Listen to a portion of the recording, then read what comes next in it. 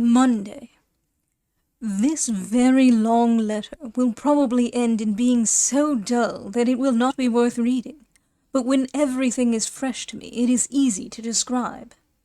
After 3 or 6 weeks, I shall probably write that I have no news, for one day is doubtless a repetition of the other. Therefore, while my impressions are new, I must scribble them down. I did not get to the trenches last night, as the bombardment became so bad it would have been foolish to take so great a risk sightseeing.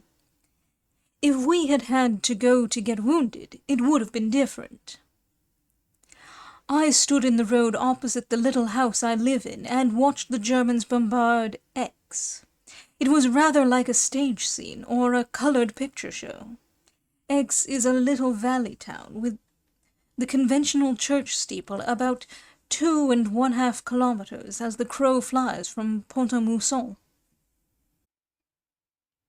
Footnote: the rough sketch shows the indirect fire of the opposing batteries. Every means to observe the effect of the batteries is used, such as aeroplane spotters, etc., and these observers communicate by electrical or visual signaling systems to correct the fire of the battery. End footnote. Shrapnel, curiously enough, is not considered very dangerous, and the soldiers here treat it with contempt. The Germans use it to keep people from going on to the streets to put out fires which may have been started by the 210s or 150 high explosives. Late yesterday afternoon they set fire to a haystack, and the smoke made them think that the village was on fire.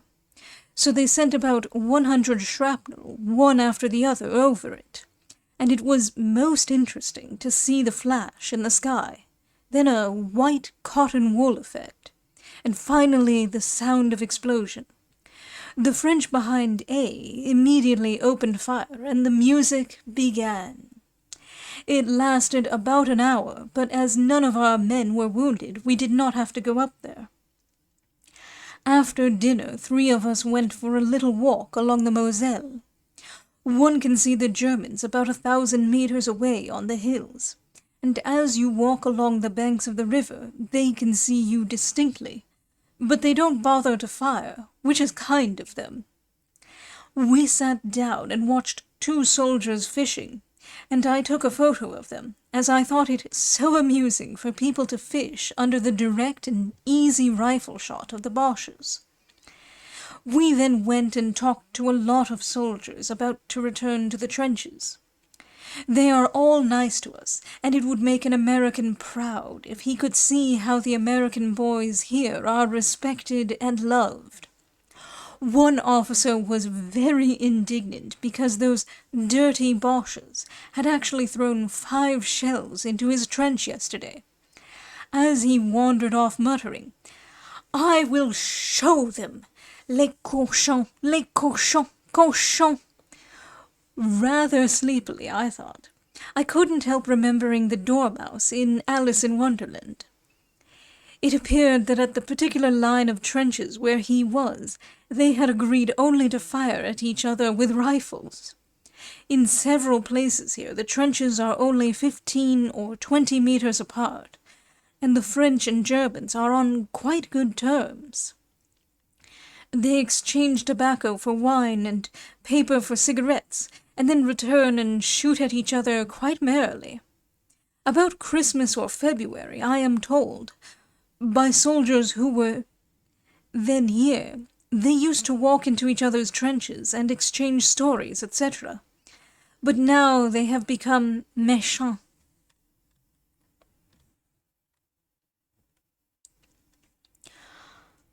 I am feeling pretty sick today, and rather dread tonight, as I have all-night duty at X. I am not at all well. It is the hard food we are having, I suppose. Anyhow, I find myself nice and thin again, so your shocking example of gaining weight last spring is now of no influence. Doc comes tomorrow, and I will give him this letter to post, as it would never get through unless posted in Paris. I have just returned from Belleville, where I took 3 couchés.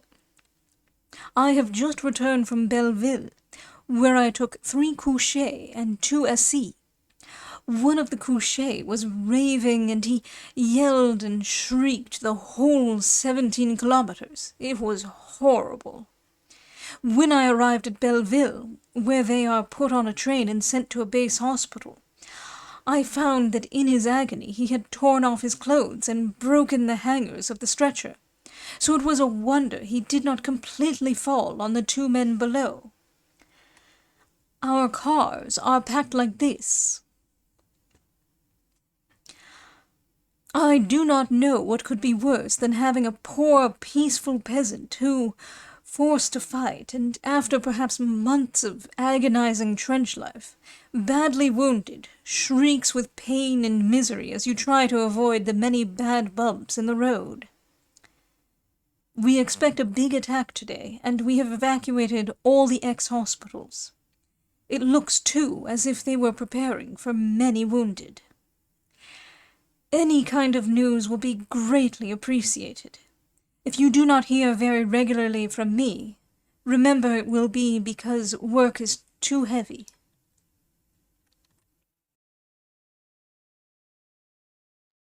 Du Law.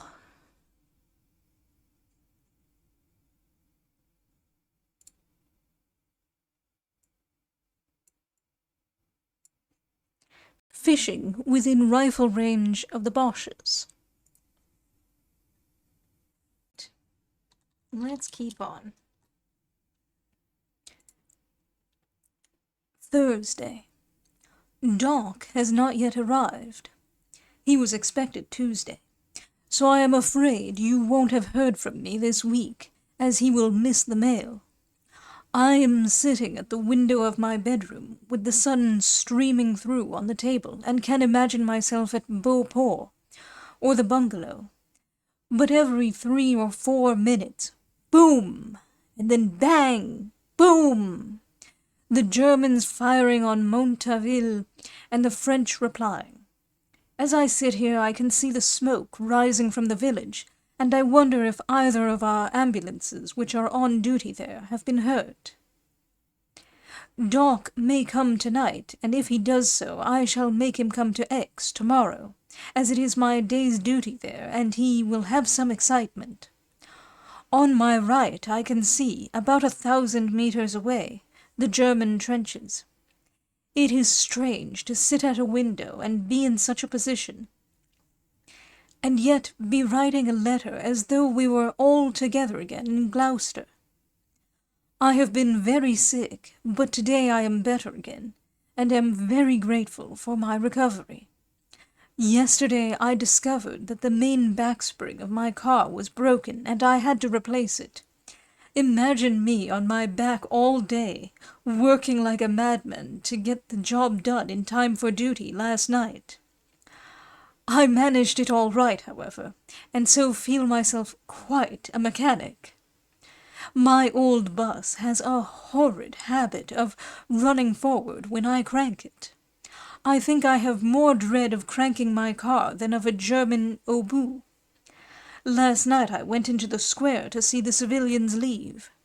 There are not a great many left, but the women are a nuisance, morally, and so the governor is turning them out as quickly as he can. Alas, that they could not have done their part better. It was a sad sight, many, many tears, and some hysterics.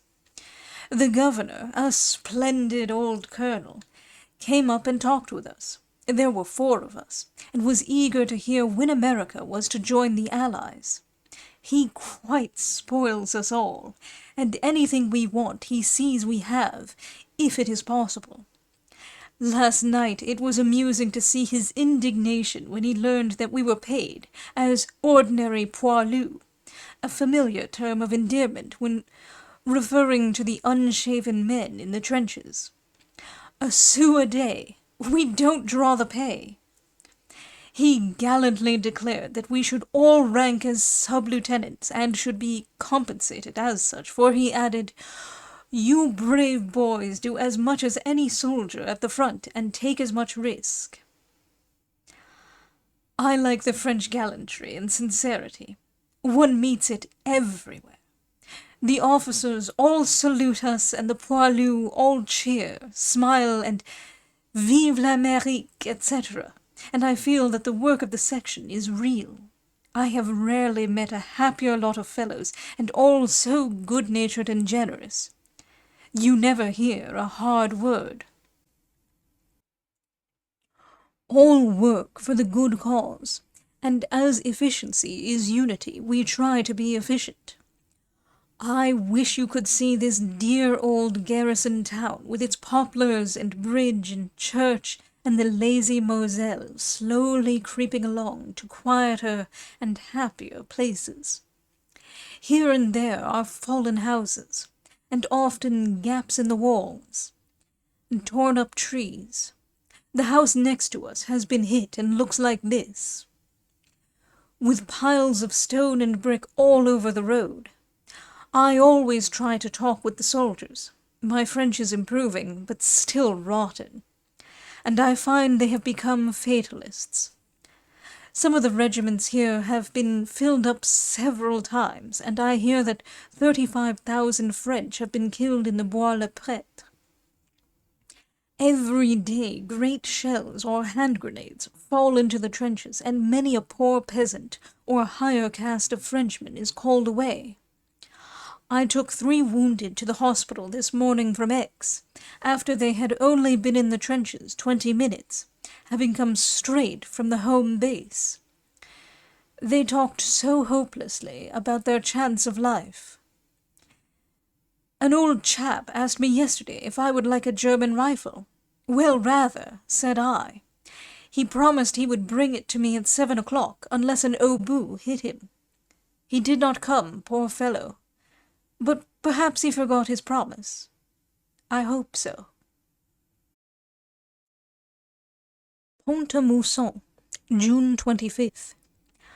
You will not have received any mail from me this week, and I am very sorry if I have caused you any anxiety. Doc said he would be here last Tuesday, and to our surprise he has not even arrived yet. I am a little anxious about him, and so tried to send him a wire to ask if he is well. As yet I have received no answer. The 3 letters I have written could never possibly reach you from here, as we are only allowed to write little open letters or postals. So I shall wait until he comes before I send them. The last few days have been quiet, but for me full of interest and hard work. I am better, but my illness of the 3 days has pulled me down a lot, and the food is not good enough to allow me to pick up strength quickly. I have had many long talks with soldiers, and they tell me most interesting stories. One told me that he got on such friendly terms with the Germans in a trench 10 meters away that he asked them all to put their heads above the trench so as to take their photos, and I have been promised a copy. Also that they promised to tell each other when they meant to attack or blow up a trench. The mining of the trenches is the most horrible method of warfare existing, I think. There seems so little chance, in fact, none.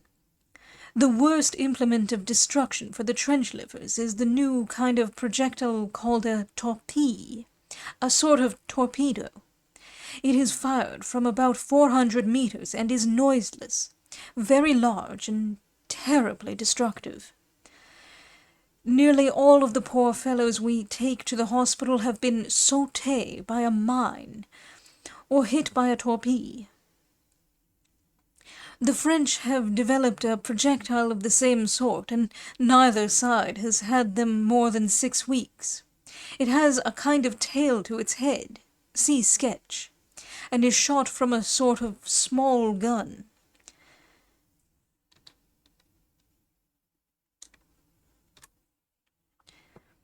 Of course, they shoot big shells of, say, 210 or 280 into the trenches, and so marvelous is the accuracy of firing that they explode often on the floor of the trench. A shell, however, one can hear coming. The whistle is very plain, and you have perhaps 1 second or two to hide. The torpede gives no warning, is just as large, and therefore very deadly. Yesterday I visited the trenches. I left here at 4 o'clock in the morning, and started up the hill through a little village, rather like what the French call me, Buswell, which has been much bombarded, and then climbed up past disused trenches until we came to a sentry, who directed us up to the company where a friend had promised to meet me. At last I found him, and we started for the première ligne. I felt a little nervous and anxious, as I did not care to get killed sightseeing. My friend pointed out some bushes to me, and I had not noticed what he said, when on passing within a foot of another bush I found myself looking into the muzzle of a 75 gun.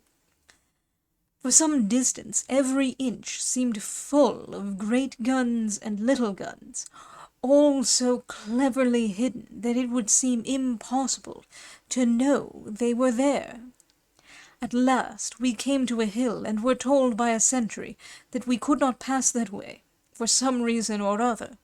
Perhaps the position of a battery had just been changed, and we had either to go straight back or right across a field 300 yards.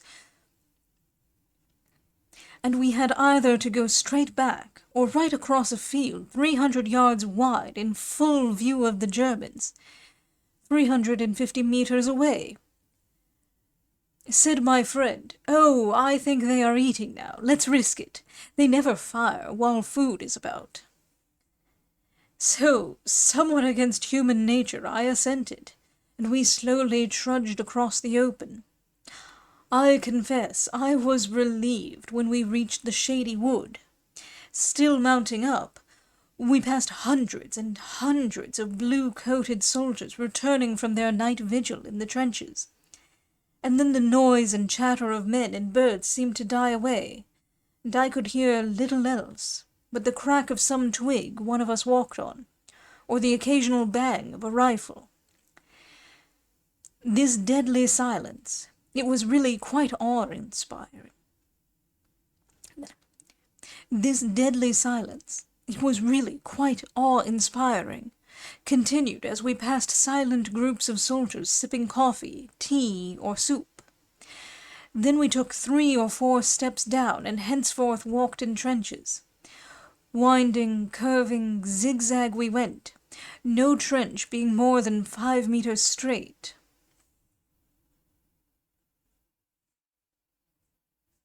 Sketch: 4 ways of building trenches. The soldiers silently smiled. One heard whispered, "American?" I saluted an officer, who smiled in return and showed me his room. Really, it was quite comfortable. At last we came to a trench where every meter soldiers stood looking and waiting. It was the thin blue line that guards France's frontier for 400 kilometers. The Germans are not pressing or attacking this particular place at present, and so the whole trench is so wonderfully neat and so clean and so uniform and almost comfortable. One began to wonder whether it was only a sideshow in some exhibition. We walked very quietly along this trench for some 2 kilometers, and I suddenly discovered that in my interest I had allowed but 45 minutes to get home, if I was to be in time for duty at 7.